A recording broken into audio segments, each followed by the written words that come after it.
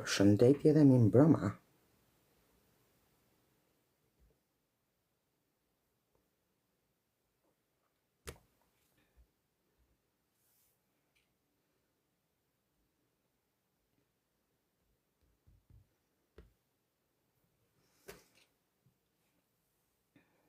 Mirëmbrëma Nevi.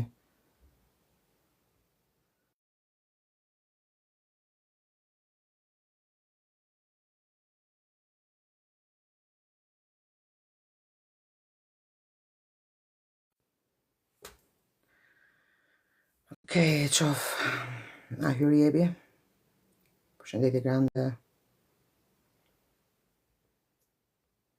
Okej, një sekund.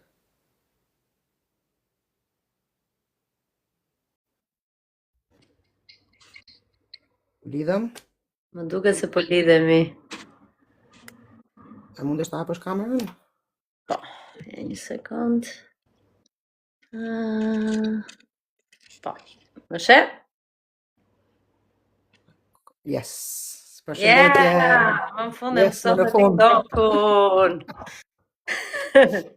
Përshëndetje, welcome to TikTok. Faleminderit, mirë se ju gjetësha. Kjo është Ebi Spahiu, miq të dashur, dhe në emisionin e sotëm të Besa Bes Burnesh do të flasim për tranzicionin e feminizmit gjatë viteve 90 dhe 2000. Mendova që personi më i mirë për të folur për këtë do ishte një person si Ebi, një aktiviste e kolektivit feminist, e cila është më pranë çështjes feministe shqiptare se sa unë jam në diasporë. Mund na prezantosh pak veten Ebi? Po, patjetër, dhe shumë faleminderit për ftesën. Jam me të vërtet shumë e lumtur që jam këtu. Unë në fakt të ndjek nga Instagrami, nuk të ndjek këtu në TikTok, se nuk e kam TikTokun. Edhe gjithmonë më ka pëlqyer kurajoja jote, më ka pëlqyer mënyra se si e prezanton veten si një grua queer, shqiptare në diasporë. Edhe gjithmonë më ka pëlqyer edhe fanatizmi që ke, domethënë për identitetin tënd shqiptar, që do ta mbash, nuk do ta largosh sepse ka një histori tradicionale dhe konservatore dhe mbytëse për ne personat queer, por gjithmonë është identiteti ynë. Edhe është kultura me të cilën ne jemi rritur, kultura që kemi mbartë me vete si një lloj shpëtimi kur jemi në diasporë. Unë vetë kam jetuar në jashtë Shqipërisë për shumë vite, për 13 vite, edhe kështu që e kuptoj atë nevojën për të pasur diçka nga Shqipëria me vete gjithmonë. Edhe kjo më ka pëlqyer shumë, domethënë nga prezantimi yt në mediat sociale. Dhe isha shumë e lumtur kur të pash te takimet e kolektivit feminist. Edhe thash, këtë gocën e njoh. Shiko, unë kam marrë pjesë tek takimet e kolektivit feminist, po si gjithmonë, domethënë si person me ADHD që jam gjithmonë vendin e gabuar. Se isha te kolektivi feminist i Kosovës, jo i Shqipërisë. Po mirë, në rregull, janë shumë mirë ato. Të dyja grupet kanë të njëjtin emër, unë gjithmonë i ngatroj të dyja, edhe kur bëra tag të postën, bëra kolektivin e Kosovës, jo të Shqipërisë. Sepse nuk e dija që ty Shqipërisë nuk ishte TikTok. Jo, nuk kemi pra, jemi të gjitha pak mesomosh dhe nuk e kuptojmë mirë TikTokun. Unë, domethënë kam një orë me ty vetëm që të shoh ku, si qysh hyet, dilet, ç'a bëhet. Edhe më duk pak si pazar. Dalin ditë për ditë nga një njeri, edhe brenda më duk pak si pazar. Çdo ditë del nga një aplikacion i ri. Nuk mundesh ti dish të gjitha aplikacionet, kupton? Ditë për ditë del nga njëri. Ja, do daloj thjesht tek Instagrami, nuk Të kuptoj. Neve erdhëm këtu në TikTok për pak më shumë liri fjale, me thënë drejtën, po që kur që e ka bler ky amerikani, na kanë censuruar dhe fjalën këtu. Kështu që tani e mbajmë kështu PG tani, se s'kemi ç'a të bëjmë. Po në shkuptim për shembull, ç'a bëje më përpara që të bën dot tani? Liria e fjalës në TikTok ka ndryshuar, censurimi është i vërtet dhe në kohë reale, shumë llogari të aktivistëve janë mbyllur, janë video të mia që flas për drejtat e njerëzit janë censuruar, një gjë tepër e palogjikshme. Dhe shumica e njerëzve po kalojnë në Upscroll tani që është një tjetër aplikacion. Tjetër gjë, po, e kuptoj. Atëherë, Kush jam unë? Atëherë unë jam Ebi Spahiu, e lindur e rritur në Tiranë, në Shqipëri deri në fillim të viteve 2000. Kam lindur në 1986, kështu që deri një farmoshe për gjatë gjithë viteve 90 kam një kujtesë të fortë të gjërave që kanë ndodhur në Shqipëri. Nga vitet 90 deri në fillim të viteve 2000.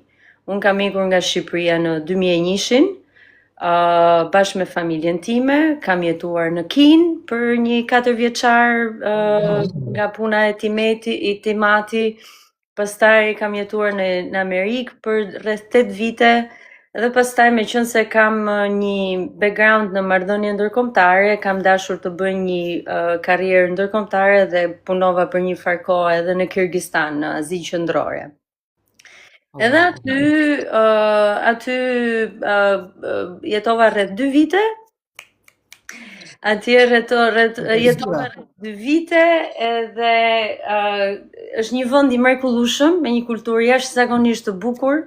Unë kam kujtime shumë të bukura nga ai vend, por një gjë që kam gjithmonë që e mbaj me vete është fakti që kur kam zbritur në aeroportin e Bishkekut, që është kryeqyteti i vendit, më zhdukur vetja sikur po rikthehesha në Shqipërinë e viteve 90. Edhe sepse ai vend ka një histori të shkuarën me komunizmin, ka qenë pjesë e Bashkimit Sovjetik, ka një shumicë popullsie muslimane, është shumë etni, do të thënë kemi shumë gjëra të përbashkëta, no? Edhe kur zbrita, ishte një moment që më shokoi, se më kishte pas marrë malli për Shqipërinë, po edhe më shokoi që po ndihesha kaq shumë në shtëpi në një vend që se kisha parë kurrë, nuk kisha qenë kurrë atje. Edhe kështu që jeta ime atje më bëri që të rimendoj nëse me të vërtet mund të kthehem në Shqipëri. Sepse më pas kam marrë malli, pas kam një lloj nostalgjie, po pas kam edhe një lloj nevoje për të rikthyer në shtëpi. Edhe fakt atë bëra mbas 2 viteve që jetova atje dhe punova. Punoja për një organizatë jo qeveritare, pastaj edhe me OKB-n. Edhe mbas atyre 2 viteve u riktheva në Tiranë dhe pata një histori dashurie, domethënë me Tiranën, që vazhdoi për shumë vite, edhe unë tash po futem në vitin e 12 që jam në Tiranë. E kush nuk erdhi në Tiranë, nuk ran dashuri me Tiranën?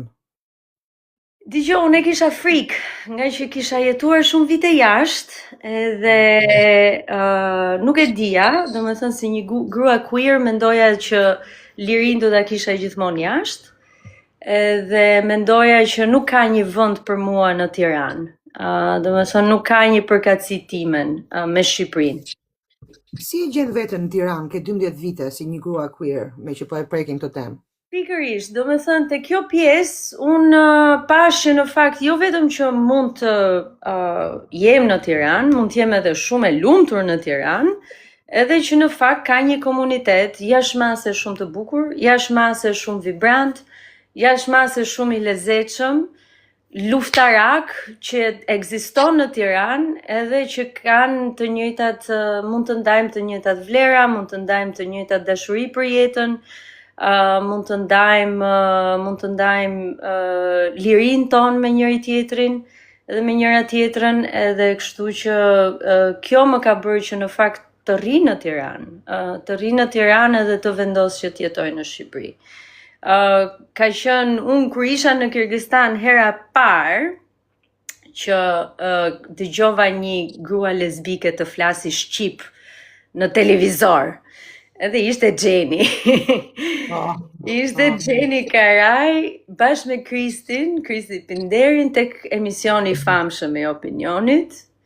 Unë se si shkova në për YouTube, ke parasysh kur futesh në YouTube video mbas video, plasat e kjo videoja, pash Gjenin edhe Kristin, Gjenin sidomos që po prezantoi si një grua lesbike, rash nga karrigja, do me thënë nga emocionet edhe nga jo euforia e momentit, edhe gjëja tjetër që bëra është që i shkruajta për të pirë kafe, kur të shkoja në Tiranë, atë bashkë me Kristin. Mendoj që kjo është gjëja e parë që gjithë ne dilberat e diasporës bëjmë, sepse gjëja e parë që unë bëra kur e kuptova që isha queer, googlova kush është tjetër queer si mua shqiptar. Të vetëm njerëz që dinin ishte Kristi edhe Gjeni dhe Blerti. Dhe Blendi, më vonë. Po këta njerëz më deshin të më prezantonin të tjerë se nuk i dija, nuk i njihja, vetëm Kristin dhe Gjenin kisha parë. Kupton? Blert Morinën e kam njohur pak më vonë, vetëm nga interneti, kupton? Normalisht gjitha njerëz vetëm i kam parë nga interneti dhe momenti që kam marrë në Shqipëri si person queer, unë normalisht e shkruajtëm aleancës, dua të vi ty takoj, dua të vi në parad. Në 22-shin i shkruajta gjithë atyre personave që njihej nga interneti që ishin queer, dua të vi takoj pim kafe. Një mall shumë i madh për të parë dikë tjetër si vetja, se në çdo dhomë që shkoj, ashtu siç e përshkruajtë edhe ti, ishe e vetmja grua shqiptare queer. Po, pak a shumë. Në çdo dhomë që jam. Unë në Amerikë kam takuar shumë shqiptar të diasporës, domethënë që nga gjeneratat e para deri te gjeneratat e dyta dhe treta, edhe jam hasur vetëm me një çun që nuk ishte i hapur gay, ishte shumë i mbyllur edhe kishte një rreth shumë të ngushtë shoqesh të cilat e ndihmonin edhe mbështesnin. Po ai mua për shkakun nuk më fliste, nuk më shihte në sy, ishte gjeneratë e dytë amerikani, shqiptar amerikani, por mundohej patjetër që të më shmangte sepse kush e di mendonte që nuk dua ta prek atë pjesë fare, domethënë ndoshta dalim kushinja dhe hajde hapen muhabete. Por, jo, as në New York kur kam jetuar për një kohë shumë gjatë, nuk kam takuar persona queer shqiptar. Kam takuar shqiptar të fushave të ndryshme, në për lokale, në për restorante, shqiptarët kishin restorantet më të mira në New York, dhe mirë po kur vinte puna te komuniteti, te një lokal, ose Stonewall, apo në një vend tjetër queer, nuk kam hasur asnjëherë një shqiptar. Kur e ke kuptuar që ishe queer? Shumë e vogël, domethënë shumë e vogël, e kam kuptuar diku nga mosha diku midis 5 dhe 7 vjeç. Dhe isha e dashuruar me një protagoniste të një emisioni tek Mediaset, kush ishte? Jo, Italia Uno, një nga kanalet e Mediaset italiane që shikonim neve atëherë. Po, që shikonim neve atëherë dhe ishte Nonella Rai me Ambra Angiolinin. Edhe unë kisha një super crush për Ambrën, domethënë mbaroja fare. Please, se kush nuk ishte super crush për Ambrën, oh my god, you just outed me as well. Tashi unë mora shumë personale. Tashi sa po e kujtoj, po them, wow, po kjo pasaj qenë një shenjë, mu vdisja për Ambrën, mbaron, gjitha në gocët të disin për Ambrën, në kush ishte Ambrën, domethënë. Po. That makes so much sense. Exactly. Edhe kjo gjëja thjesht evoloi me kohë, nuk kaloi asnjëherë. Si ishte fazë. Gjatë saj kohe se ti thari ke në 2001-shin ike nga Shqipëria. Gjatë saj kohe kishe terminologji ti që thërë që ishe në Shqipëri? Shumë pak, domethënë, jo, shumë pak, domethënë, unë ndoshta tamam veten apo thjesht po navigoja akoma? Diku tek mosha 14 vjeçare po e kuptoja në mënyrë të mirëfillt se çfarë po ndodhte. Dhe tek ajo pjesë fillova të ndihesha shumë e ndërgjegjshme, se në fakt unë kam një prirje emocionale, romantike, jo si këto filmat, jo si Mame me babin, jo si prallat, po si diçka që nuk e kisha dëgjuar ndonjëherë, nuk e kisha shikuar diku, po e dija që ishte diçka e keqe, se kështu thonin. Domethënë, ka dëgjuar gjyshen do vi ditja kiametit, kur dinin lajme për Pride Parades në Rom, apo në një vend tjetër, apo këto njerëzit janë smur, apo asocimi domethënë me HIV-in. Këto ishin vetmet informacione. Edhe unë diku 14 vjeç kisha një crush për një gocë, e kisha shumë qef atë gocën. Edhe aty u bëra shumë e ndërgjegjshme që jam e dashuruar, jam shumë e lumtur kur e shoh. Isha, do me thënë, gjithmonë prisja të takoheshim, edhe kur e shikoja më rrite zemra, dhe këto ishin të gjitha ndjenjat që një adoleshent ka për dikë që pëlqen. Edhe atë informacionin në kokën time e kisha që këtë ndjesi duhet ta kem për një çun. Nuk duhet ta kem për një vajzë, dhe aty fillonte edhe ndjesia e fajit.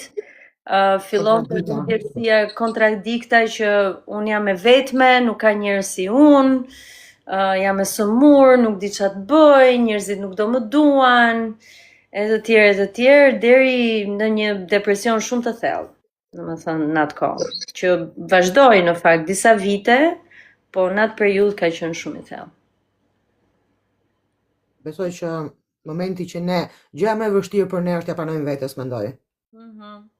Sepse, siç e the edhe vetë, gjitha konotacionet kanë qenë negative, çdo gjë në lidhje me të qenit queer, me identitetin queer ishte negative, nuk do të duan, nuk do të pranojnë, do të shajnë, do të bëjnë, do të dënojnë.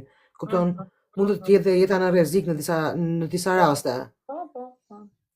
Dhe këto janë gjitha gjëra që të ndrydhin dhe të mbajnë, të frenojnë të dalësh, të bëjnë të mendohesh 100 herë, 100 milion herë, ta mendosh, ta stërmendosh, ta lodhësh veten kaq shumë, duke menduar gjithmonë për të tjerë dhe asnjëherë për vete. Dhe në momentin që neve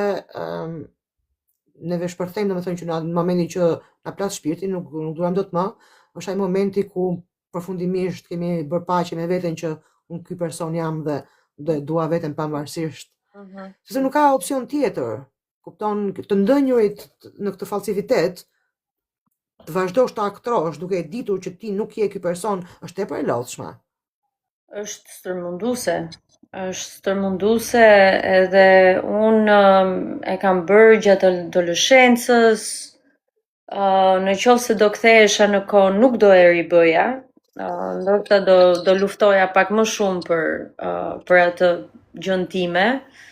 Edhe pse në fakt kam dalur si grua lesbike hapur diku rreth moshës 21 vjeç, diçka e tillë. Aty kam pasur edhe marrëdhënien time të parë, më të konsoliduar, edhe kështu që po gjithsesi periudhën e adoleshencës mendoj se është shumë e rëndësishme që të rinjt të jetojnë autencitetin e tyre. Është shumë e rëndësishme sepse aty brumosemi emocionalisht edhe psikologjikisht si njerëz që do ecin në këtë botë në mënyra nga më të ndryshmet.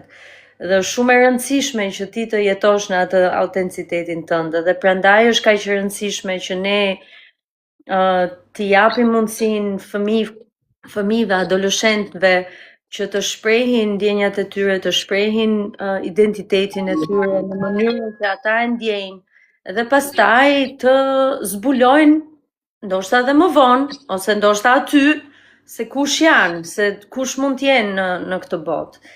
Edhe kjo është gjëja më e vështirë, kjo ka qenë gjëja më e vështirë për mua në ato vite, deri në një moment që pastaj thash, basta, boll tashi. Domethënë edhe kjo boll tashi zgjati për vite të tëra, sepse pata edhe një moment mbas 21-shit, pata një moment që pata një ballafaqim të tmerrshëm me familjen time, edhe që nuk shkoi fare mirë, edhe e rimendova, pikërisht domethënë kjo puna e rimendimit, e bëra edhe një tentativë tjetër, domethënë për të pasur një histori dashurie me një çun, po nuk eci, nuk ishte aty, thjesht nuk ishte aty. Edhe kështu që aty pastaj nuk forcosh diçka të tillë. Ndjenja nuk është diçka që forcohet, ose është ose nuk është. Forcohet, nuk është fare diçka që sforcohet. Ca njerëz edhe e bëjnë, po nuk e di si e bëjnë.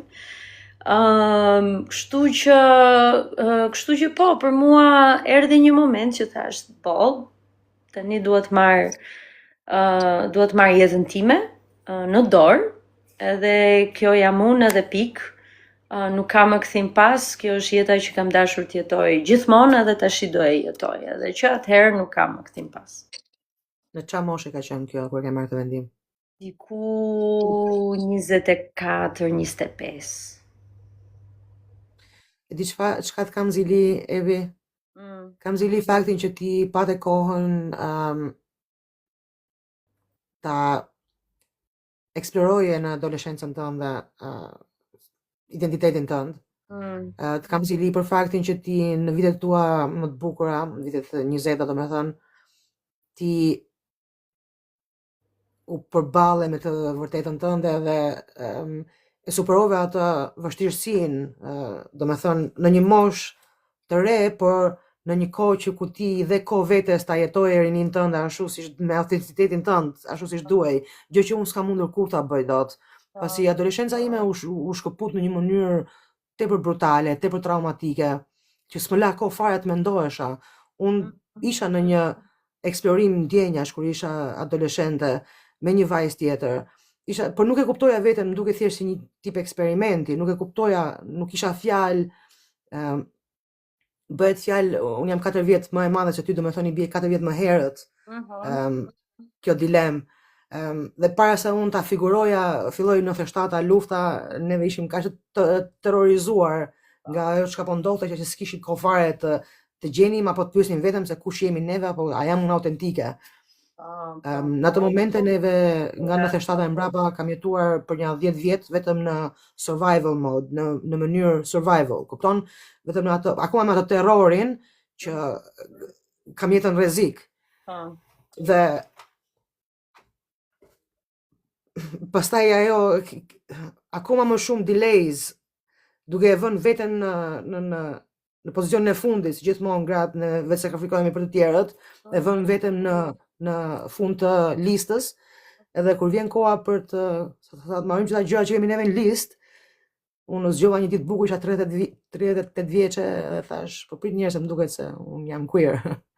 Wow. Dhe ai ka qenë momenti ku ata kohë të mendoja edhe të analizoja veten time, ndjenjat e mia, gjithë jetën time si kam qenë dhe gjërat ovvioze të qarta që kanë qenë, shenjat e qarta që kam pasur që kurrë nuk i kam pranuar, se ose s'kam pasur tekst, ose s'kam pasur fjalor, ose s'kam pasur s'ka qenë koha e dur për të marrë me to.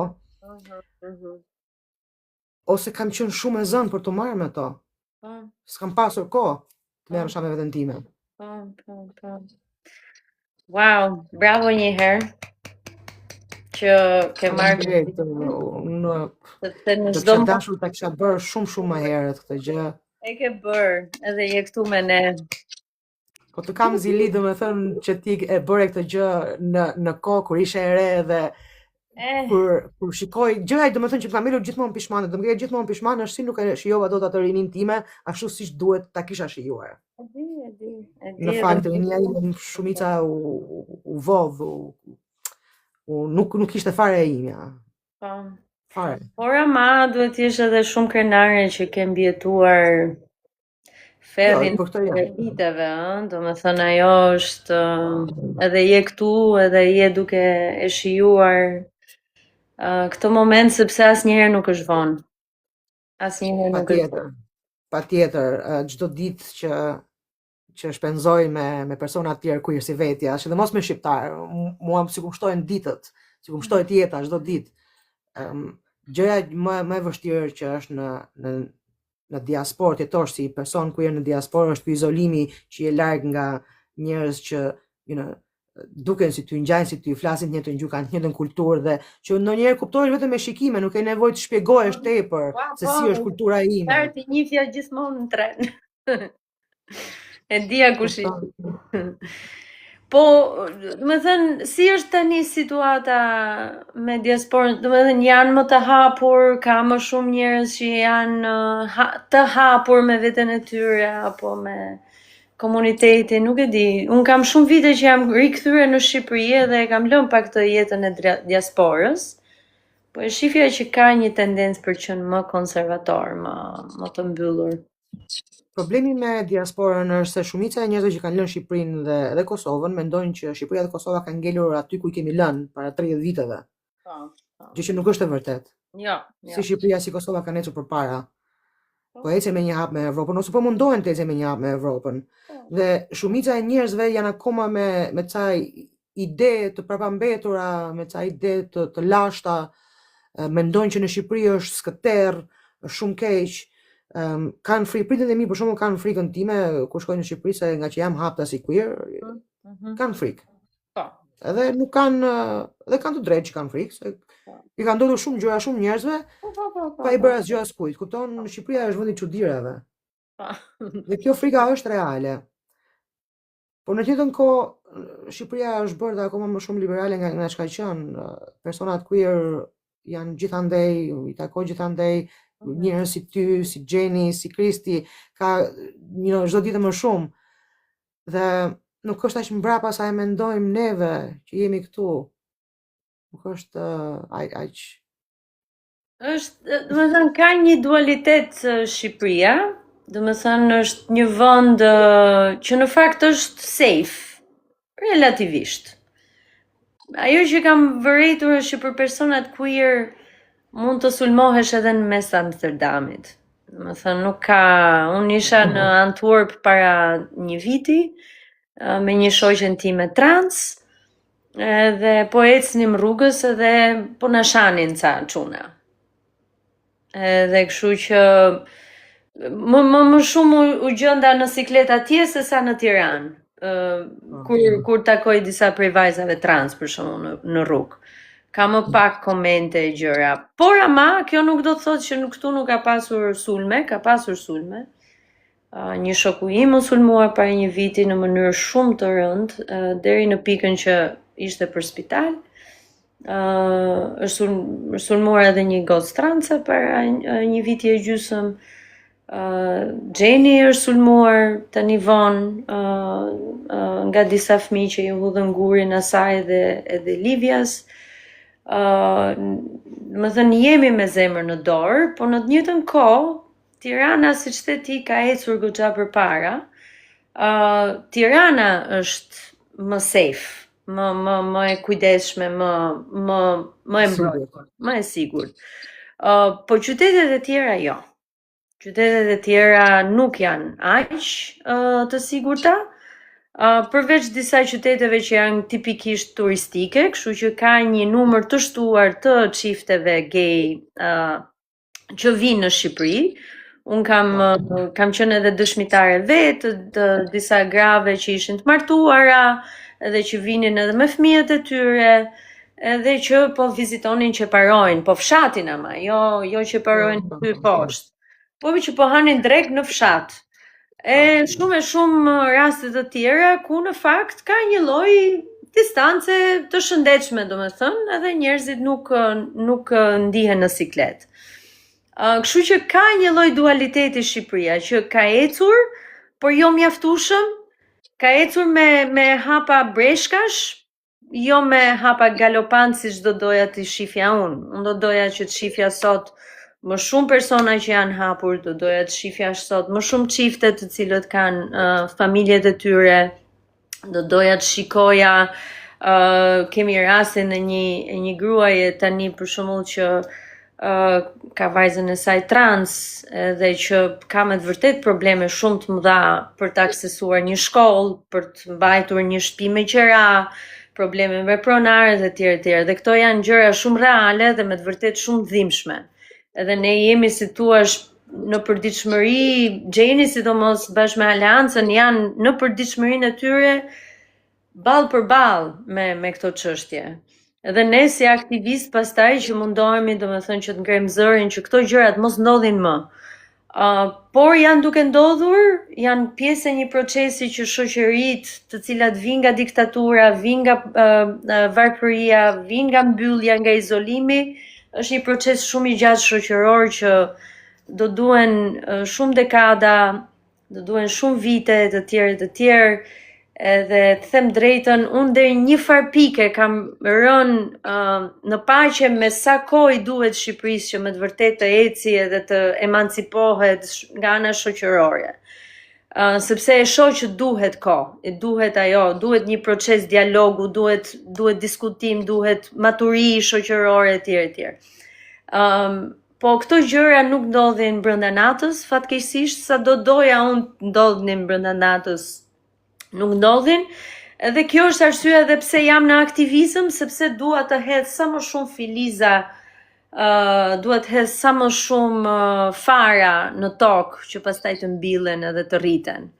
Dua ta bëj atë pjesë, ajo është misioni im në jetë. Dua të hes sa më shumë fara që e di që nuk do mbillen nesër, por këtu e 20 vjetë, këtu e 50 vjetë, ndoshta një edhe mund të mbjelli edhe mund të japi frute edhe ku ta di unë.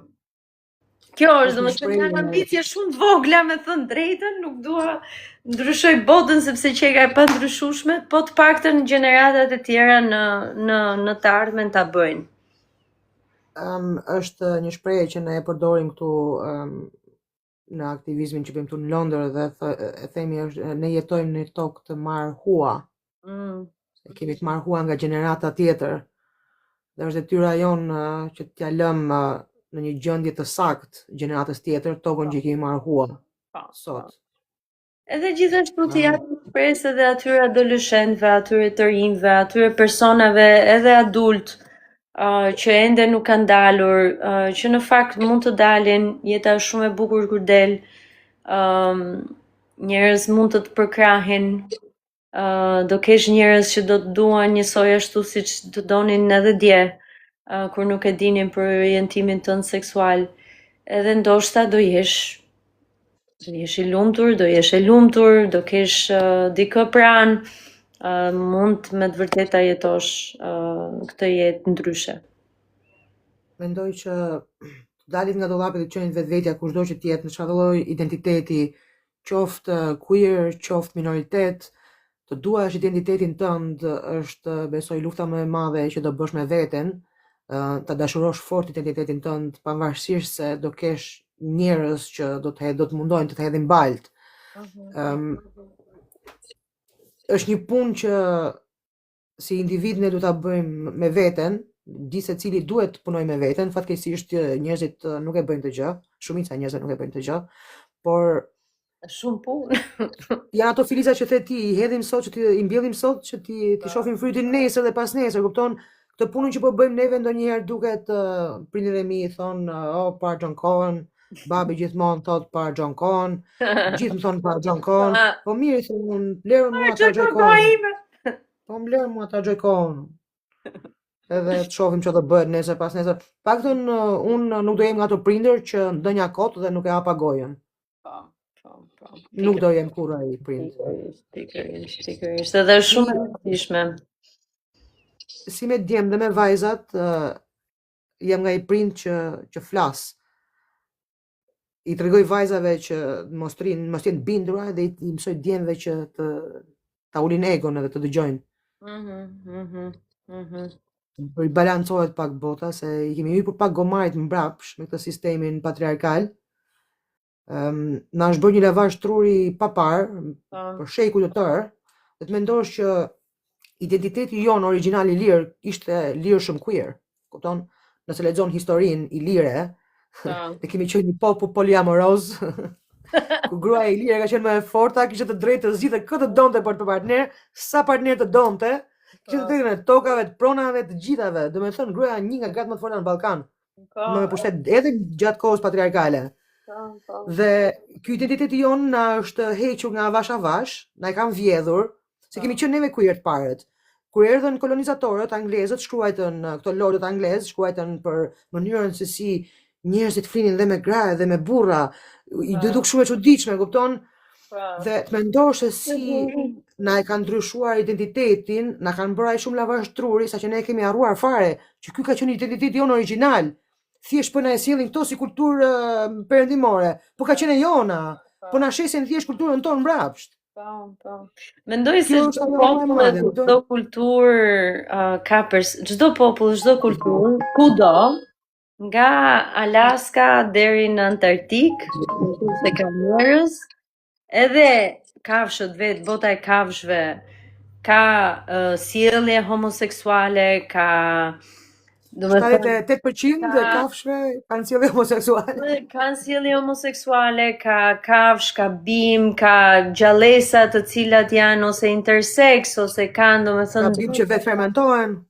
Kështu që pikërisht. Ka peshq që vetë ngjizen dhe vetë pjellin si që është kali i detit. Po, domethënë ka lidhje duket është mashkulli që mban vezët e femrës, po edhe ai pastaj Po dhe ai e bën i në jep procesin e lindjes së fëmijëve, po. ai e bën Mban procesin e lindjes. po, Kështu që domethënë mendoj se në çdo natyra është queer. në çdo në çdo në çdo pikë të historisë të njerëzimit personat queer kanë ekzistuar, do ekzistojnë, nuk kemi ku shkojmë, edhe kur kanë dashur të na shfarosnin, nuk e kanë bërë dot, sepse është diçka e natyrës, është diçka që i përket natyrës edhe i përket botës. Orientimi seksual, identiteti gjinor janë studiuar, janë vëzhguar, si thoshte Janë faktuar me shekuj në përhistori, ka studiuar, do me thënë, edhe tashi ne po shohim se sa i gjerë në fakt është gama e mënyrës se si mund të jetosh orientimin tënd seksual apo identitetin gjinor, edhe sa e fortë është si çështje. Fatkeqësisht politizohet jashtë shumë. Unë nuk e di se çfarë do bëjmë me këtë pjesën e politizimit, sepse është diçka shumë problem globale, problematike për mendimin tim. Edhe jemi në një pikë që me të vërtetë duhet të flasim më hapur, duhet të jemi më të afërt me njëri tjetrin edhe të ndihmohemi. Kjo çështja queer është përdorur gjithmonë një taktik për të tërhequr vëmendjen, domethënë që të merresh më shumë me personat queer, sa merresh me pedofilat nuk bën piksensi. Kupton? Jo, nuk bën piksensi fare. Nuk bën piksensi. Dosjet e Epstein nuk treguan as edhe një person të vetëm queer. Ishin që të gjithë burrat martuar të bardhë me pushtet. Apo jo. Po. Edhe heteroseksual. Burrat të fes, sa të duash? Po shumica ishin hetero, jo shumica, po të ishin hetero, që të gjithë, 100%. Po. Edhe më duket vetëm gocë merresh me komunitetin tani, kjo nuk ka piksensi. Mendoj që ky është mashtrimi më i madh që i kanë bërë popullsisë globale, të merresh me një minoritet, ndërkohë që ti ke problemet me këto të tjerët që janë pushtet. I ke aty po bën ligjin. Populli jon thot atë fjalën shumë të mençur që kur si bie dot gomarit i bie samarit. Edhe prandaj edhe liria seksuale censurohet. Domethënë unë para ca kohësh po lexoja Foucault, që është një filozof gay, i cili ka shkruar shumë mbi seksualitetin, edhe mbi politikën e seksualitetit, edhe mënyra se si seksualiteti censurohet në sisteme politike të cilat ka nevojë të kontrollojnë shoqërinë, ka nevojë që të kontrollojnë gjuhën e seksualitetit, ka nevojë të kontrollojnë lirinë individuale të njerëzve, sepse ndryshe nuk kontrollojnë dot një kolektiv, ndryshe nëse nuk kontrollohet një individ, atëherë shumë individ do jenë shumë të lirë dhe nuk do kontrollohen dot nga sisteme kryesisht patriarkale, diktatoriale, të cilat kanë nevojë që të drejtojnë sjelljet e popullsisë dhe jo ti lënë të lirë. Që të kontrollosh një popull do ta bësh ato të konformojë sipas rregullave të tua. Domethënë i prezanton heteroseksualitetin, familjen nukleare. Edhe shërbimin ndaj burrit. Gruaja tek Dhe ajo që desha të shtoja, nuk është thjesht luftë kundër seksualitetit të lirë, është luftë kundër seksualitetit të lirë të grave, të feminitetit. Është luftë kundër feminitetit. Është luftë kundër grave dhe femrave për të kontrolluar gratë dhe vajzat. Dhe feminitetin që meshkujt mund të shprehin. Unë jam edhe të teorisë që është edhe një lloj kontrolli ndaj djemve, që nuk i lën të lirë të shprehen emocionet e tyre, nuk i lën të lirë të jetojnë pjesën e tyre më të ndjeshme. Sepse sistemet feminine ka nevojë për dhunë, ka nevojë për agresivitet, ka nevojë për nëse je mashkull sensitiv, tregon feminitet. Nëse je mashkull i ndjeshëm, tregon feminitet. Nëse tregon pak zërin më të butë, tregon feminitet. Nëse tregon pak më shumë, domethënë brishtësi se sa nga duhet të tregojë një mashkull, tregon feminitet. Domethënë lufta është kundër feminitetit. Lufta është kundra femërores. Lufta është kundra çdo gjëje që ka efimitet, femininitet, që ka lidhje me gruat, me gratë dhe me anën femërore, me energjinë femërore në përgjithësi. Pas energjia femërore është tepër e fortë, tepër e fuqishme. Dhe një mënyrë për ta mbajtur matriarkun në tutel është vetëm ta opresosh, ta shtypësh, të ishte drejtat, mos ta lësh, mos ke drejta abortimi, mos ke drejta mbi trupin e saj. Vetëm trupat e grave censorohen. Vetëm ne duhet të kërkojmë leje për të abortuar, ne duhet të kërkojmë leje për të martuar, për të fejuar, për të angazhuar, për të marrë shkolla, për punë. Duhet me dal nga shtëpia, duhet me dal me leje me shku në banjo. A kupton tash ti? Për çfarë arsye ne jemi vetëm që duhet të kërkojmë leje? Po, e di edhe kjo ka qenë edhe si thush u kapa para një ca muajsh me një dy shokët e mi që po ankoheshin për feminizmin.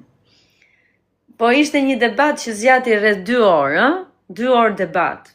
Fol ata, fol unë. Edhe në fund fare o carova keq fare, thash, na çat kokën o ti tash, se s'dua të them një fjalë tjetër kështu në TikTok. Na çat drejgjit ta haj, kemi 2000 e sa vjet, domethënë që e dim që ekzistojmë gjërat, por kemi miliona vjet që merremi akoma me çështjen se kush do laj pjatat. Domethënë, kjo është çështja që ju e keni me kaq zemërime dhe jeni me kaq të ndjeshëm. A do lash pjatat apo brekët e tua apo do bësh punën e shtëpisë? Edhe, domethënë, imagjino sa e ulët është kjo për shumë gra që janë intelektuale, që janë shkencëtare, që janë astronaute, që janë police, që kanë punë tjera oti. Kanë punë të tjera, duan të jetojnë jetën e tyre, do shkojnë në punë, do bëjnë gjërat e tyre të mrekullueshme, s'do rrinë tash të merren me kush do laj pjatat, kush do laj, ku ta di unë, çimenton. Kjo hierarkia patriarkale është mashtrimi më i madh që është bërë grave. Edhe sidomos rregullatori emocionali i burrave. Domethënë nuk ja pa ta thënë edhe një çuni tjetër këtë. Që mos pretendo, domethënë që mamaja jote, dashurja jote tash të jenë gjithmonë për jetë rregullatorët e emocioneve të tua. Kanë tjera gjërat për të bërë gocat. Kanë shumë punë. 100 gjëra në ditë edhe ti tash do bësh bebi atyre? Është pak problem se ndonjëherë mamat dhe sidomos mamat shqiptare, djemt, është faji jon, gjitha dhe kolektivisht, që djemt i kemi mësuar të presin nga vajzat. A kupton?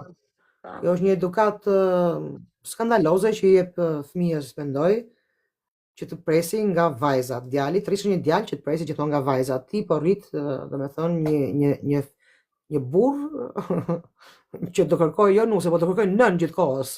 Do ketë nevojë për nën gjithkohës, jo për nuse. Kupton? E shoh. Çfarë mund të presim neve nga këto familje që varen vetëm nga shpalltat e një gruaje, se ajo do bëhet nën për fëmijët, nën për burrin, do mbaj shtëpinë, do mbaj financat, do i bëhet fresk burrit. Kupton, edhe ai vetëm ju e dil, bën atë rrogën edhe aq minimale, kupton, investim minimale. Mirë, edhe unë ashtu, s'tem jo, edhe unë ashtu, ta kemi të ndajt, më shplajt, më bëj fresk, kupton. Bëj si ti them unë. Në janë diktatur totale, domethënë. Cilat ata nuk duan t'i humbin, patjetër që po.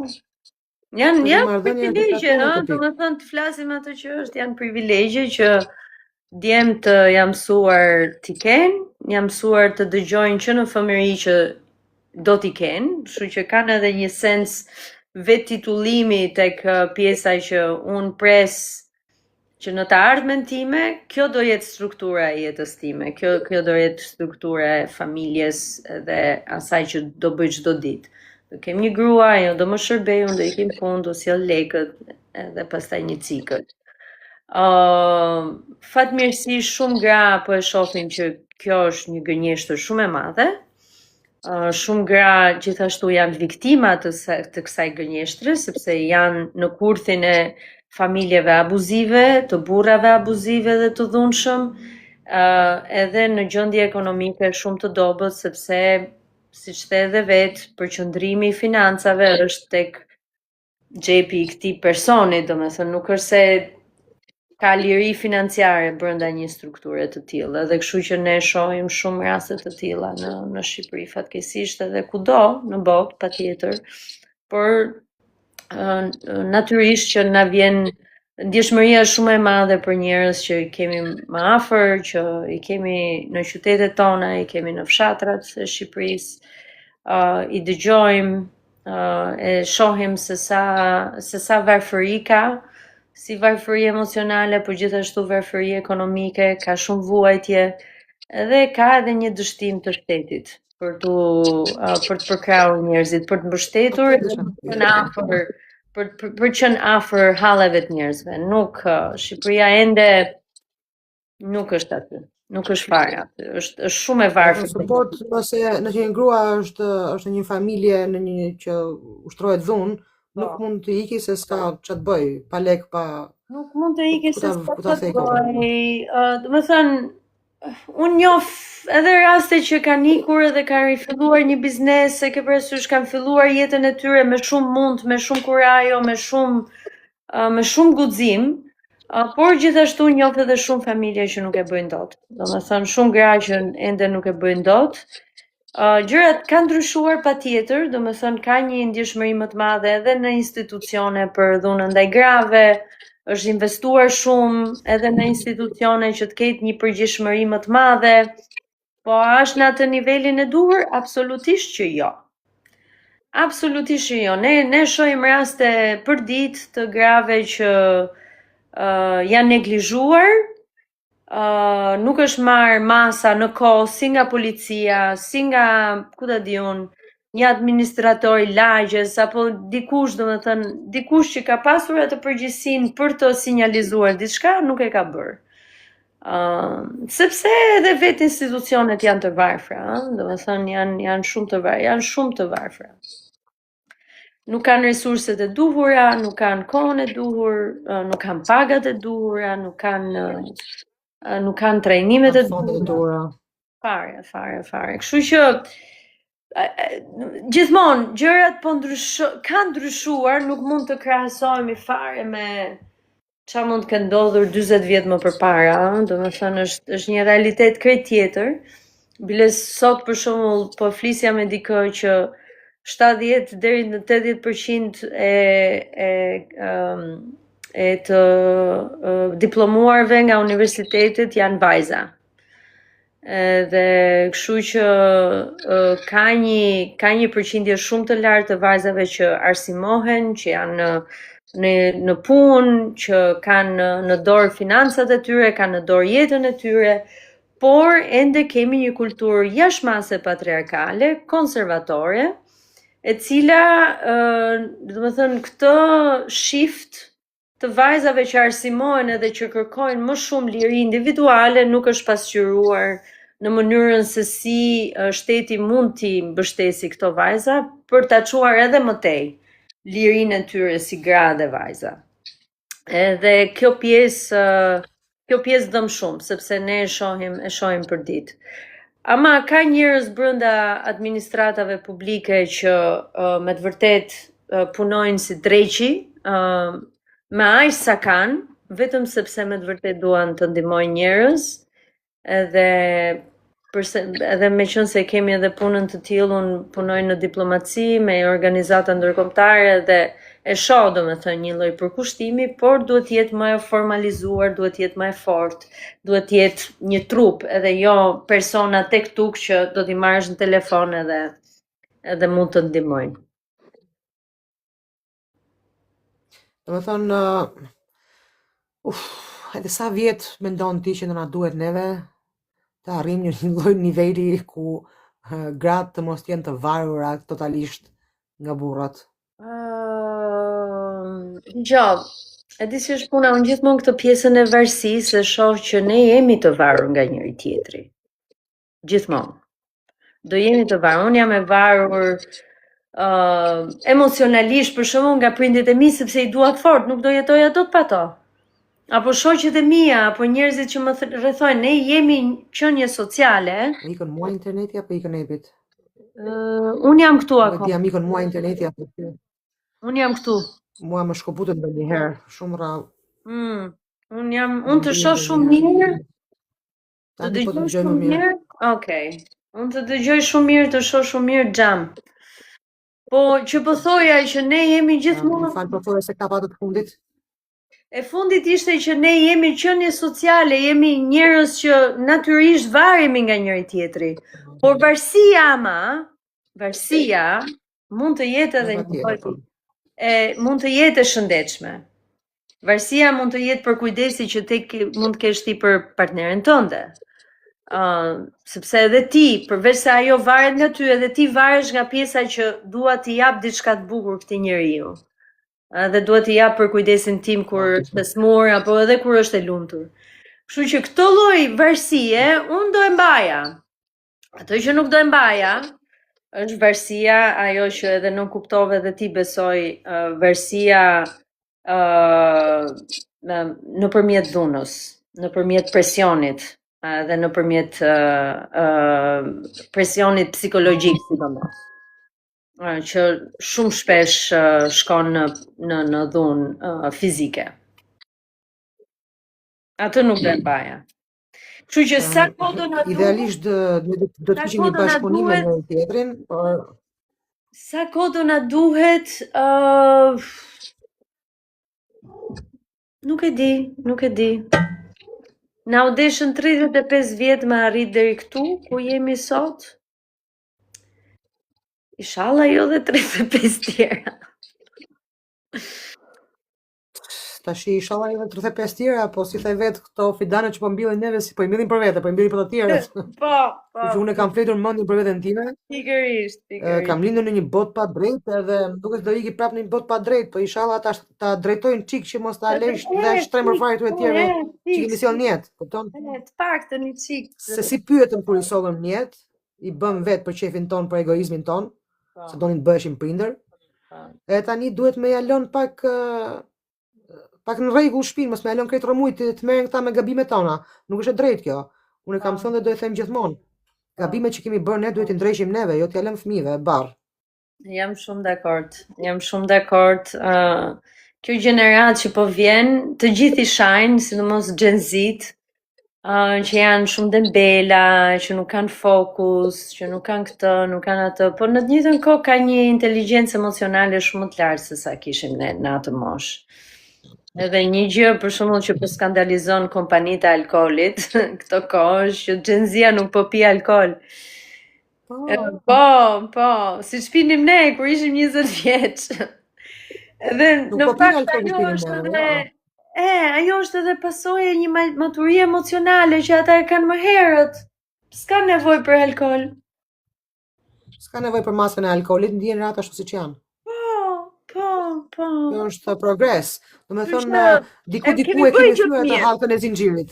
Po, pikërisht domethënë ja ku është një impakt për shembull që është edhe i dukshëm sot. Kështu që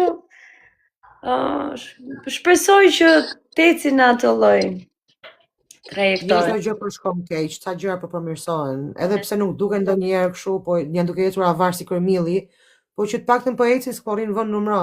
Po, patjetër, edhe në fakt gjëra të tilla ka gjithmonë edhe në Tiranë, gjenerata e re është shumë e hapur, është shumë më queer, edhe identifikohet haptazi si më queer, vishet, ka një subkulturë të vetën, ka një gjuhë të vetën, janë shumë bukur. Një horizont tepër më të madh nga toni, nga që kemi pasur neve.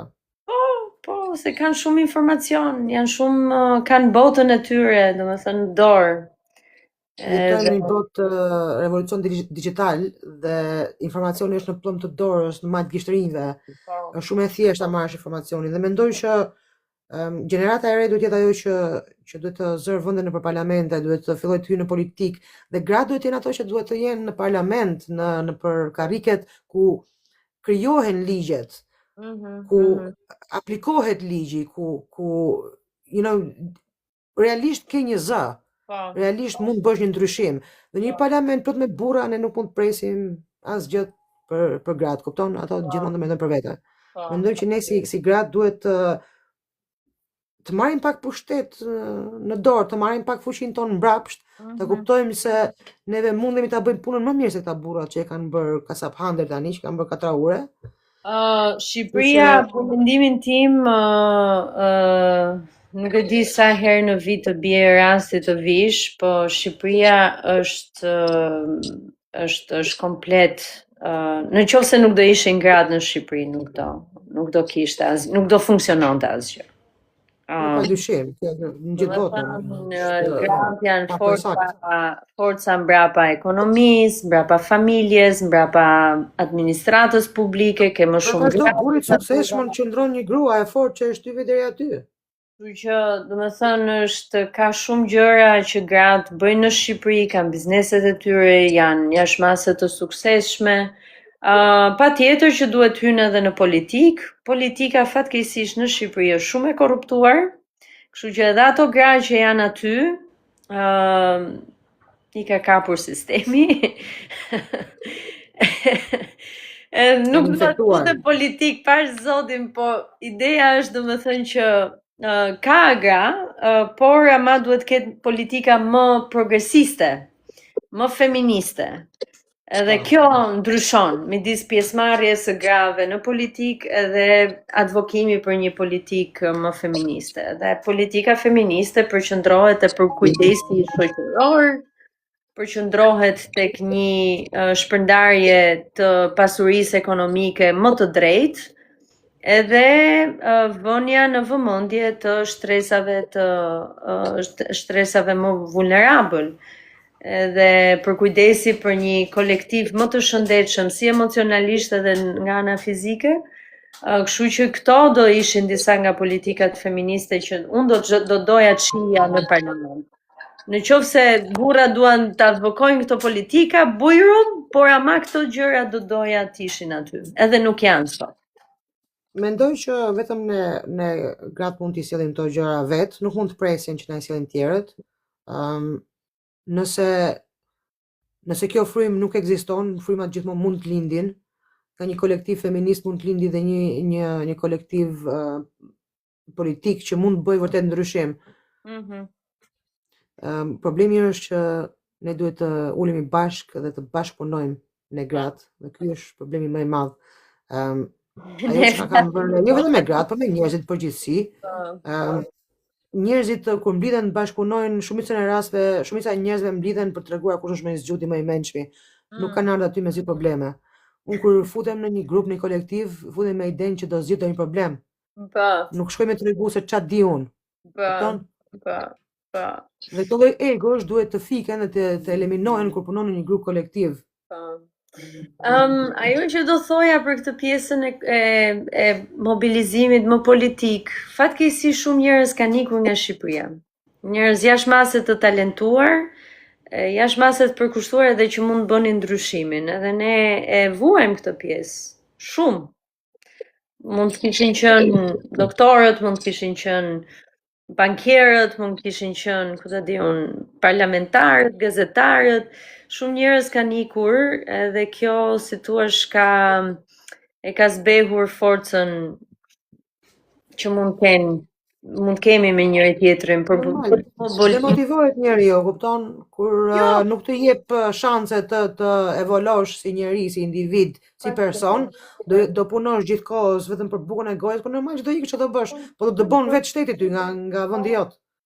Në të pikë puna dëbon vetë shteti. Po, mendoj se Shqipëria njerëzit kanë ikur jo sepse kanë dashur. Askush s'kam dashur me ik. Ju është dashur të ikin nga Kemi pas rrugë tjetër. Fare. Nuk kemi pas rrugë tjetër. Një nga gjërat që më acaron më tepër dhe e thon gjithmonë ata që s'e kanë lënë kurrë Shqipërinë dhe nuk e kanë idenë, se çfarë do thotë ti je emigrant në një vend tuaj, vet ike kur nuk detyroi njëri. As edhe një emigrant nuk ka ikur vetë, as edhe një i vetëm. Se kanë ikur nga 12 vjeç, kanë fletë në poshtë urave, gra e vajza, e djem. njerëzit se kanë fare iden, kujtojnë se është fush me lule këtu, vinë këtu dhe na shtojnë tapetin e kuqneve, na japim lekët, thasët, bangat, makinat. Po, Kuptoni gjitha tani? e keni ju, po, makina, shtëpia që ditën e parë. Ç'a thuti? Na vetëm për neve presim sa të vim neve, na i shtrojnë gjitha. Kupton? Po, totalisht. E di edhe është krijuar kjo kultura e migracionit është shumë e rrënjosur në Shqipëri. Është krijuar edhe një lloj ideje që në fakt tu nuk rrihet, nuk bëhet gjë, që është e vërtet, ka shumë pengesa nga të gjitha llojet. Ka pengesa për të filluar një biznes, ka pengesa për një student të mirë për të marrë notat që do, edhe notat që i takojnë nga profesori në universitet. Kam pengesa kur shkon te doktori për të bërë një check-up edhe duhet paguash kështu poshtë tavolinës, si për tavolinës nga këto marifetet. Me akrobacira, çdo gjë. Me akrobacira, çdo gjë. Në qoftë se je në hall, mos qofsh në hall. Se Shqipëria është shumë vend i mirë për të jetuar në qoftë se s'ke halle. Domethënë është vend i bukur, ka diell. Njerëz pa halle. Domethënë ka ushqim të turistët. po pastaj në momentin që ke hall, pretty chic. Atëherë pastaj përballesh me realitetin e asaj që gjërat janë, edhe prandaj edhe njerëzit ikin sepse nuk ndihen të sigurt. Por në të njëjtën kohë, mendoj edhe pse kjo emigrimi në mas ka qenë edhe një formë rebelizmi të shqiptarëve ndaj sistemit, në të njëjtën kohë më duket sikur njerëzit thjesht edhe janë dorëzuar që nuk luftoj dot këtu. Edhe kjo është e trisht për mua, sepse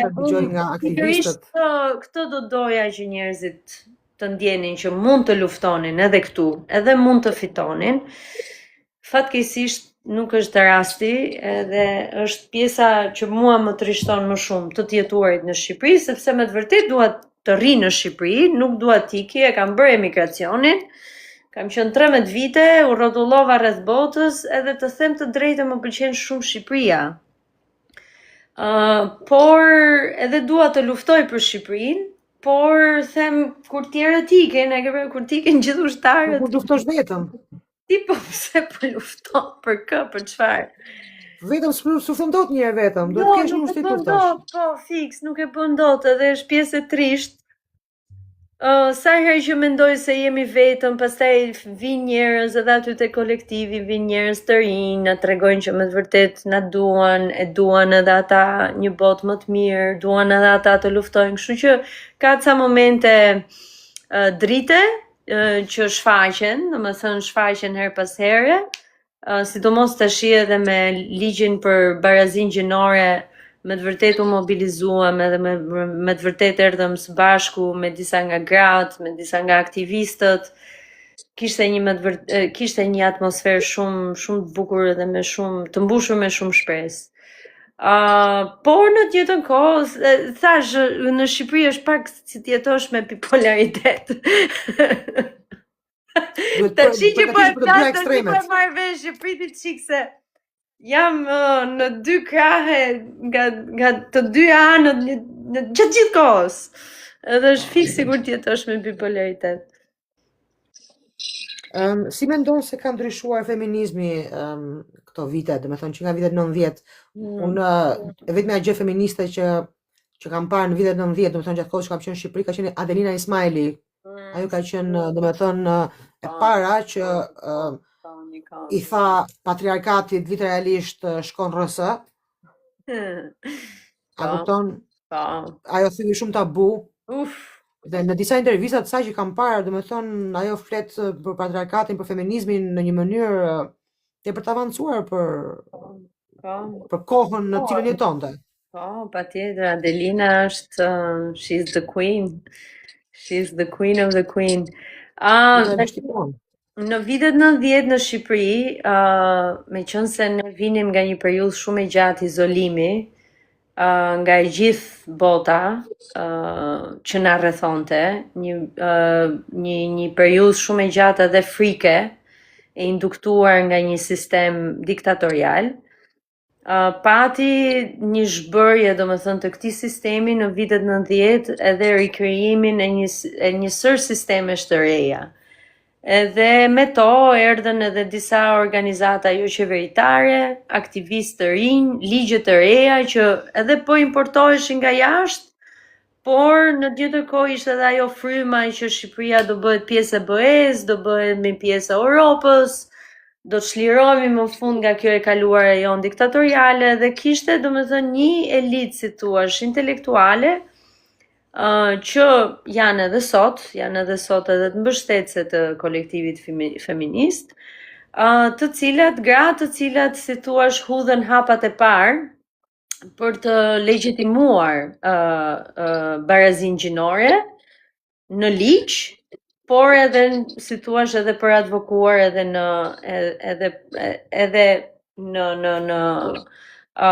shoqëri. Edhe ka qenë një grup shumë i vogël njerëzish që advokonin për të drejtat e njeriut, përfshi këtu të drejtat e romëve, të drejtat e komunitetit egjiptian, të drejtat e grave. Edhe kështu që u formsua si thuash grupi i parë i shoqërisë civile në Shqipëri. Por ishte ndryshe nga feminizmi, sepse feminizmi është një term politik, është një term i cili mbart me vete një lëvizje të tërë për të gjithë lirinë e gruas, jo vetëm për të instaluar një ligj dhe pastaj për të pasur institucione që ta zbatojnë atë ligjin. Feminizmi e sheh domethënë lirinë e gruas, barazinë e gruas në këmbvështrime nga më të ndryshmet, jo vetëm institucionale. Kështu që një feminizëm i mirëfillt erdhi në Shqipëri diku rreth unë jam bashkuar kolektivit feminist në 2018-ën, vajzat kishin që në 2016-ën që ishin formsuar.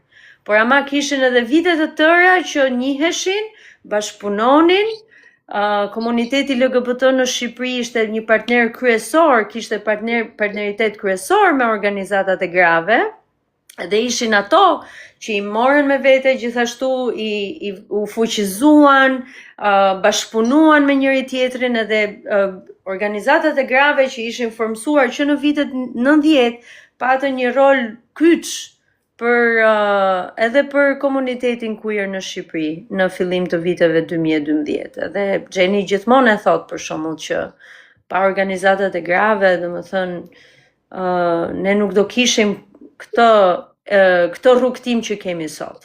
Edhe ka qenë një partneritet jashtëmase shumë i bukur, vazhdon të jetë. E pam edhe tashi kur ishte puna për të ardhur së bashku edhe për të mbështetur kalimin e ligjit për barazi gjinore, që pati shumë backlash, pati shumë kundërshtim edhe nga grupimet fetare, pati kundërshtim edhe nga një grup koalicion pro familjes që quhet, i cili advokon edhe mbështet vlerat konservatore dhe tradicionale në Shqipëri. Kështu që ky partneritet është shumë i rëndësishëm, po për herë të parë feminizmi si lëvizje politike edhe si filozofi më vete ka ardhur në Shqipëri diku rreth 10 vite më përpara. Jo më larg se sa 10 vite më përpara. Shumë gra të tjera që unë njoh edhe respektoj të viteve edhe më të hershme e quanin veten feministe, patjetër, por tani ne kemi një kolektiv feminist që në fakt të gjithë filozofinë e saj e ka në feminizëm, në disa valë feminizmit të cilat kanë kaluar në historinë e njerëzimit. Edhe që po i mbartim sot, edhe që po i përkthejmë në Shqip, edhe që po i flasim në Shqip për herë të parë. Informacioni ka qenë i mangët se na la, domethënë 40 vjet xhaxhi të izoluar, domethënë s'na la të mësonim gjëra jashtë atyre që donte ai të mësonim neve. Domethënë që ta zëvendësosh ato 40 vite, duhen edhe janë 40 vite të tjera. Ato janë 40 vite shumë të vështira edhe aty si thuash sistemi i diktaturës Enver Hoxhës e përdorte shumë imazhin e gruas, sepse donte ta shihte veten si një lloj si një lloj sistemi që më në fund po lironte gruan nga shtëpia, nga konservatorizmi, nga feja dhe po e çonte ama, po e çonte në fabrikë të punoj. Mirë, po të dëgjoj, po të dëgjoja shumë vite më përpara gjyshen time, apo sot edhe me maman time, ato nuk do ishin fare dakord që sistemi i kaluar ka qenë feminist apo që i ka bërë diçka të mirë grua, sepse më shumë i ka shfrytzuar, meqense i shfrytëzonte në punë, por gjithashtu sistemi patriarkal konservator vazhdonte edhe në shtëpi, edhe nuk u zhbë kurrë. Nuk pati një fushat nga diktatura e Enver Hoxhës për të zhbërë atë lloj sistemi brenda mureve të shtëpisë, që gratë me të vërtetë ishin lira. Kështu që ishte një lloj iluzioni që sistemi atëhershëm i liroi gratë, në fakt jo, i shfrytëzoi më keq. E diçka më duket qesharake mua më duket shumë qesharake kur njerëzit thonë po mbrojmë vlerat konservatore tradicionale, se vetëm vlerat tradicionale të shqiptarëve nuk janë këto që po mbrojnë këta, e vetmja vlerë që po mbrojnë këta pro-lifers janë vlerat konservatore fashiste. Vlerat konservatore fashiste të kolonizatorëve. Sepse ne si popull nuk kemi qenë kurrën e kurrës heteroseksual. Kurrën e kurrës. Do të thonë që në ditën që ka ekzistuar populli i lirë, nuk ka qenë kurrë heteroseksual.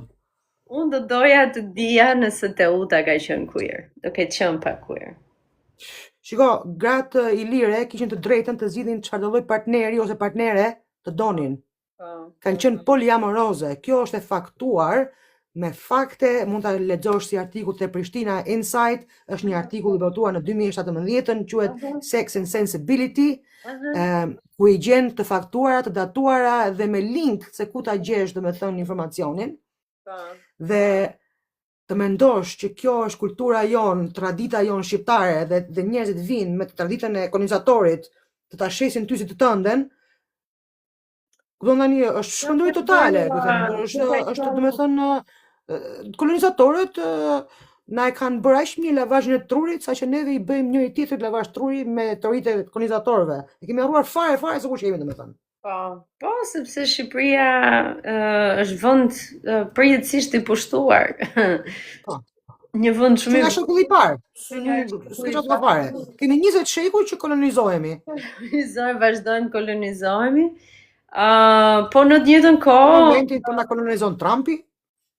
Aman, akoma. Spojhim asaj teme fare se është në gjatë. Nuk e shoh dot më, Po normalisht si mund ta shohësh një përdhunues, një pedofil, si mund ta shohësh? Një njeri normal nuk e shikon dot. Një njeri normal nuk e shikon dot. As nuk e dua troket dot. Duhet të jesh si ai që do të trokash atë njeri. Që ta mbështesësh mendimin të njeriu, duhet të jesh si ai njeri. Vetëm ata e mbështesin tallë njerëzish. Se unë dhe ti që jemi njerëz normal, nuk mundemi kurrë ta shikojmë në sy një pedofil. Se bëjmë dot kurrë. Se jemi njerëz. Si jemi përbindësha. Kupton? Duhet të jesh përbindësh që ti mbështesesh përbindëshat. Edhe po, nuk e di, domethënë mendoj, dëgjoj, gjatë antikitetit liria seksuale dhe diversiteti seksual ka qenë shumë i madh. Pastaj u kuan fetë monoteiste. Ajo ka qenë tradita jonë, ti je i lirë, në vetë fjala thot i lirë. Të bësh të duash. E ke në fjalë, domethënë është so bejt dhe është so there, se s'po di atë fjalën shqip tani. Është aty, është e bardha në të zezë. I lirë. Domethënë të bësh çfarë të doj kokra e qefit. Është para të vitesh, Vilesja prata çu dhe ishe stime në atë kohë, për shumë vite para, më dolin tek një revistë arkeologjie, më dolin disa gërmime që kishin bërë në Durrës të varrezave ilire, edhe që gjindeshin trupa grash, të cilat ishin komplet të mbuluara nga stoli, nga para, nga armatime, edhe sipas asaj tradites të asaj kohe, gruaja merrte me vete çdo gjë që posedonte. Edhe mirëpo arkeologët e historianët thonin që kjo do kishte qenë e pamundur për gruan Helene, për shembull, të asaj periudhe. Sepse gratë Helene nuk e kishin atë lloj lirie politike siç e kishin gratë Ilire. Kaq kisha për këtë. Se gratë Ilire kanë qenë më të fuqishme në Ballkan. Historikisht, na e kanë vjedhur fuqinë tonë. Ne duhet të rikujtojmë kush kemi qenë, nga kush kemi ardhur. Duhet ta rikujtojmë. Se çfarë lloj force kemi neve. Po tashi, aman mos shkojmë aq. Tashi me këtë forcë që kemi neve mund t'i vëmë flagën botës, domethënë ta fillojmë nga fillimi. Ne mundem ta bëjmë këtë gjë. E di çfarë mund të bëjmë neve? Botë që mos të shkojnë punë në një javë gjitha gratë. Globalisht. Po, ashtu kanë fillu protestat në Islande, shumë vende. Asgjë fare. Asgjë fare, hiç. Asgjë fare. Po një javë pa gratë. Nëse ke shumë gratë të cilat janë ende brenda atij kurthi o ti. Ushtare të patriarkut? Po, fatkeqësisht. Motrat tona, duke menduar se po na bëjnë neve gropën, janë faktikisht duke rënë vetë brenda budallaçkat. Këtë gjë nuk e kuptojnë. Dhe mundohemi ne budallaçkat e tjera t'ia shpjegojmë që shiko, o budallaçk. Bë budallaç me mua, jo me këtë budallën tjetër. Po, unë mua më duket se shoqet e mia tallin me neren me mua, po mua më duket për shembull Meloni, Giorgia Meloni që është në Itali, që është e krau të djathtë, fashiste, o zote të mërshme, por ka një karizëm të jashtëzakonshëm. Është një politikane e të mërshme. Normale, politikane, kupton. Gjithmonë moj kjo gru si është Natan? Pse është atje? Hajde këtu të unë. Hajde nanën time, lufto me ne, pse je aty? Edhe ky është misteri më i madh. Agjente e patriarkut, e kupton? Ose për shembull liderja e AFD-s në Gjermani, që është lesbike, është e martuar me një grua të huaj me ngjyrë. Ka jetuar jashtë për shumë vite. Si ka mundësi që është në atë krah? Ne kemi grua me ngjyrë, që erdhi edhe vilinizon emigrantët gjatë gjithë kohës, është grua me ngjyrë. Po, ajo, si ka pas emrin ajo? Suela, po. Edhe ajo tjetra është dhe një tjetër, që thot nuk jam nga Nigeria, thot ajo tjetra, domethënë e mohon komplet identitetin e vet asaj. Që 20 vjeç që ka ardhur këtu, s'ka lindur këtu, s'ka lindur fare këtu. Ka ardhur 20 vjeç, më e madhe se unë. Fare nga Nigeria. Nuk jam andi, jo, jam angleze, unë thot ajo, kupton? Ai duket vetë e bardhë asaj. Janë totalisht të deluzionuar. Këta janë persona, s'është një shqiptare që e kemi edhe një shqiptare, do të patjetër një bip shqiptare. Të shqiptare. Patjetër, duhej. Një bip shqiptare nga Tirana, me 10 vjeç që ka ardhur këtu, në duhet vetë angleze kësaj, këtë tonës. Shkoi direkt te konservatorët, u bë oçi me Borisin që nuk e shikon dot me sy, do t'i fusi rrotën në shansin e parë që të ketë. Bashkë me Suelen u bë shoqe edhe me atë debilen tjetër që mohon veten. Edhe thot aty kam ardhur unë këtu për shqiptarët që di si të vjen të tifuzësh televizorit të shkelmin, ta thyesh fare, mos ta shikosh më. Se vetëm për shqiptarët s'ke shkuti aty. Të bëhesh me konservativët, kupton? Të bëhesh e djathtë konservative, vetëm për shqiptarët s'ke shkuti aty. Edhe në Amerikë shumë personat komunitetit shqiptar kanë votuar Trumpin, apo në Itali kanë votuar Melonin. Edhe pse vetë kanë një histori emigracioni. Shiko, problemi me emigrantët do ngelet gjithmonë ky deluzioni që mbas disa kohësh ti u bëri njësoj me këta vendasit, nuk je, s'ke për të qenë, as s'ke për të bërë kurrë i njëjtë me vendasit. Ti emigrant ke ardhur, emigrant do vdesësh, dhe si emigrant do të shohin me breza dhe breza me 500 vite të tjera mbrapa, prapë si emigrant do të shohin. Edhe 500 shekuj ti jetosh ti në Angli, kur s'ka përpatu ty anglezi si anglez, gjithmonë do shikoj si barbon shqiptar. Harroje se do të shikojnë ndryshe. Harroje. Kam një pyetje për ty, që kjo fakti që njerëzit votojnë, domethënë në krahun që është kundër vetes tyre fundja, a nuk mendojnë sepse njerëzit janë të lodhur që të tjerët i shikojnë vetëm si emigrant? Janë të raskapitur edhe mendojnë se janë deluzionuar o zemra, këto janë të deluzionuar. Këtyre i duket vetja të anglez, i duket vetja kolonizator këtyre. Pavarësisht se janë emigrant. Mos i kalojnë 10 vite i duket vetja venali këtyre, kupton? I duket vetja me 10 vjet i duket vetja venali këtyre. Këtu jo 10, po 550 vjet rrin, kush kanë për të bërë venali, se s'kam të pa kurrë anglezi si venali. Ta harrojnë. Ta harrojmë. As anglezi, as italiani, as greku, as një racë nuk shikon si vetja vet. Kur s'ka për të pa? Do të shohë si ato që je shqiptar. Je shqiptar. Pranoje, edhe ti je krenar për këtë gjë. Mos shkosh deluzionohesh kot, duket vetja sikur je ti nuk bëhesh kur tjetër. Shqiptar do ngelesh, shqiptar do vdesësh. Pranoje, kënaqesh me këtë fatin edhe mos i bëj keq tjetrit të robit tënd. Se do ja bësh gropën vetes, kupton? Se nuk i plasit ujit fare për ty. Hiç fare në asnjë moment. Në momentin më të parë ty do të djegit parin. Ty do të fusin në autobus parin. Ty do të hedhin në rrugë parin. Ty do të shkelit parin. Parin fare. Ne do ta përdorim vetëm si kavje këtu, vetëm si kavje. Dhe shqiptarët që nuk e kuptojnë të gjë, do e pësojnë te fëmijët, do e shohin te fëmijët, do e heqin fëmijët e tyre. Sepse nëse nuk e bën ti ndryshimin do e heqi fëmia. Ato që nuk ndryshon ti do ta kaloj fëmia jot. Po. Patjetër, me patjetër. Po do jetë shumë vonë kur vjen ke fëmia të vend të shpirti. Është shumë vonë atëre. Është shumë vonë. Nuk duhet presësh deri atëre. Nuk duhet më u irritu kur të ndodhi ty. Do të irritohet kur i ndodh komshiut, kur i ndodh atë tjetër, kur i ndodh atë tjetër që se një fare. Se herët apo vonë do të vi rradha dhe ty, ky është problemi. Herët apo vonë do të vi rradha ty. Në momentin që vi rradha ty është tepër vonë, është tepër vonë. Nëse nuk flasin tani sa nuk kanë ndodhur e keqja, më mirë ta mbyllim fare, mos flasin fare. Po. Unë kam shumë vite që nuk jam emigrante, edhe mbaj mend kur jetoja në Amerikë atëherë, domethënë që kisha një lloj ndjesie më të fortë mbi çështjet e emigracionit. Mirë po, në Amerika, të paktën atëherë, tash nuk është më, nuk e dia është më i njëjti vend. Tash është bërë Rusi Amerika. Tash është bërë shumë ndryshe, të mërsi shumë ndryshe, por kishte një lloj sensi përkatësie që ti edhe mund t'jesh Amerikan, mund t'jesh edhe një vendas, mund krijosh jetën tënde këtu, mund krijosh diçka tënden, edhe kjo është shtëpi për çdo.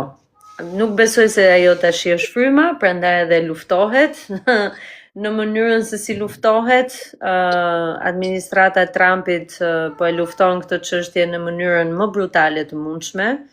Dhe është shumë e rrezikshme ku mund shkoj. Maçoku im që më thret. Por që çështja e emigracionit unë thjesht nuk e kam kuptuar pse komuniteti shqiptar mundohet domethënë që të mbështesi disa politika që janë dukshëm, politika që nuk favorizojnë as komunitetet shqiptare, po as edhe komunitetet të cilat një familje shqiptare mund të jetë komshi me një sudanez apo me një filipinez apo ku ta di unë me këdo. Dhe të gjithë kemi nevojë për përkatësi, të gjithë kemi nevojë për kulturën tonë, atë të paktën kuptova kur isha edhe atje, që isha më ekspozuar ndaj kulturave tjera, ndaj popujve të tjerë, edhe që ajo që vlerësoja më shumë është që ne mund të jetonim në një harmoni të jashtëzakonshme, se unë jetoja në New York, një qytet shumë i madh, me shumë diversitet, mirëpo ai diversiteti ishte me të vërtetë ajo çka e bënte ato qytet, edhe çka i jepte forcë, edhe çka i jepte autenticitet, edhe një bukuri të jashtëzakonshme. Edhe talente sa nga më të ndryshmit, njerëz nga më të ndryshmit, ushqime nga më të ndryshme, edhe secili nuk ishte nevojë fare. Nuk ishte nevojë fare të humbte nga identiteti vet, sepse në qoftë se ishe shqiptar, unë kur merrte malli të haja byrek, e dija se ku të shkoja, apo për 28 nëntor, e dija ku bëheshin partit, por në të njëjtën kohë kur kishte një vend për të kërcyer latina, për të kërcyer apo për diçka tjetër, apo për të ngrënë ushqim aziatik, e dija dhe aty ku shkoja dhe kishte me të vërtetë një shkëmbim shumë të shëndetshëm kulturash, të cilën unë do doja ta shija kudo, sepse ishte diçka shumë e bukur. Edhe shpresoj që gjërat të mos marrin për ta të pjetë, ashtu siç kanë filluar të marrin. Shpresoj që me të vërtetë ketë një frenim ndaj këtyre valve anti-immigration që ne po shohim. Në Shqipëri në mënyrë të revoltohemi. Urdhë? Vetëm në mënyrë të revoltohemi kolektivisht. Revoltohemi kolektivisht, të advokojmë për emigrantët, për të drejtat e emigrantëve që mos të jenë të anashkaluara në politika, të flasim më shumë për problemet e emigrantëve. Edhe në Shqipëri tashmë ka emigrant të huaj, sepse ka shumë punëtorë që vinë nga jashtë. Ato kontribuojnë jashmase në ekonominë shqiptare, sepse shqiptarët kanë ikur gjithë. Kështu që ato i kene për fabrika, i kene për restorante, i kene për kuzhina restorantesh, i kene në për hotele, mbajnë gjallë turizmin shqiptar, të paktën për këto 2-3 vitet e fundit. Edhe shqyqysh zotit nuk është se ka një diskriminim të thellë tek shqiptarët për të huajt, por në të njëjtën kohë edhe ne kemi një dalldi racizmi. Edhe duhet pasur pa kujdes, sepse shumë për emigrantëve që edhe kanë rënë në kthetrat e trafikantëve, e abuzuesve. Kështu që do doja që edhe në Shqipëri të flitej pak më shumë se si mund t'i ndihmojmë emigrantët, sepse do kenë jetët e tyre këtu, do kenë jetën e tyre, do kenë familjet. Biles në Tiranë ka një kishë të vogël, kishë për komunitetin filipines, për shembull. Ke parasysh ose ka Është shumë e bukur. Është shumë e bukur, çfarë thua, është fantastike. Edhe kështu që do doja që të flitej më shumë për këtë pjesë se si mund t'i vëmë në ndihmë, se si mund t'i bëjmë më të sigurt, të ndihen më të sigurt, të ndihen më rehat në Shqipëri, sepse janë me të vërtetë në një vend alien. Kanë dëgjuar për shkak për Italinë apo për Greqinë, por për Shqipërinë jo dhe ai që dhe vinë këtu. Për Shqipërinë se askush nuk ka dëgjuar për Shqipërinë, gjithë botën s'na njeh dhe ai shumë mirë. Tani kote fundit na ka dalë pak emri. I cik fare. Vetëm pak, jo shpejt për gjëra të mira, pa hajde se ajo është politikë globale. Gjithmonë emigrantët e kanë fajin, gjithmonë ne që erdhëm mbrapa e kemi fajin. Këta që ishin këtu s'kan bërë asgjë këta, ta dëshmet e botës ta. Po ama kemi Dua Lipën për shembull. Ja, unë i them robëve, Dua Lipa është shqiptare. Po, ato i themi me gjitha, i maj me radhë. Në Tereza. Më të parë. Marr gjithë me radhë. Kështu që po. Ebi, shumë faleminderit, kemi ndenjur mbi 1 orë e gjysmë. Shumë faleminderit për bisedën. Shpresoj që të kemi rastin të bëjmë prapë biseda të tilla në të ardhmen. Mendoj që si futesh në TikTok. Tash që e mësove, tani jemi okay. Je gati për herë tjetër. Ça flet. Ishte shumë faleminderit Ebi. Të gjithëve ju që na ndoqët, shumë faleminderit. Do e ndrojmë orarin, e di është pak vonë, që nga java tjetër do fillojmë ta bëjmë në orën 9 me timen, 10 me tuajën, që mos të mbaj dhe pa gjumë se ju torturova.